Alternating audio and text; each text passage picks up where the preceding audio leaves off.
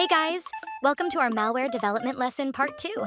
We talked about basic wipers before, so now let's transition to a little easier topic this time. Hit 'em with the chopper, that's the rat trap. Command and control, or C2, is a method of communication that allows a malware operator to control a malware-infected machine. The malware operator can send commands to the infected machine, and the infected machine will respond with data. This allows the malware operator to remotely control the infected machine and perform various tasks such as data theft, denial of service attacks, and more. Usually malwares like backdoor rats, botnets, and ransomwares use complex C2 techniques. But in this video, I am going to show you another basic technique of making a C2 channel architecture using an easy access hosting platform called jsonbin.io. So, first things first. We have to set up our jsonbin.io account. There, it's done. Now, to start, let us make 2 Python scripts that we're going to name caller and listener.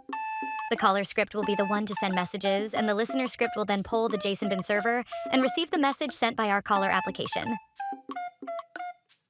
Let's test if both scripts are functional.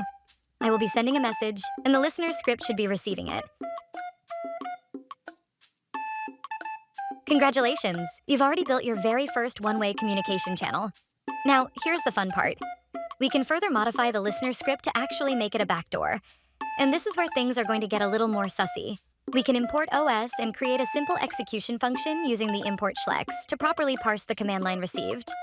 As an example, if our caller script sends this command, the listener script will then run this function, which then it tells the operating system like, hey, can you open this shit? And the system will oblige. It's just like a user double tapping an application or a file. Now, let's test if our newly added function will work. So, I will first send a normal message.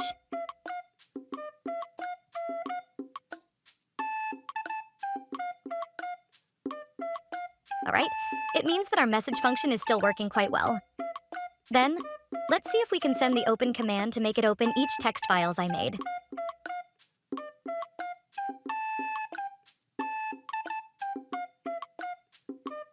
Perfect. Congratulations. Now, you've successfully made yourself a basic C2 channel that accepts command lines.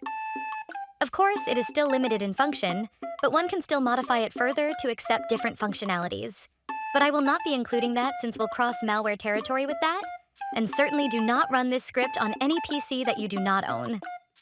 Thank you for watching, and always stay vigilant on the internet.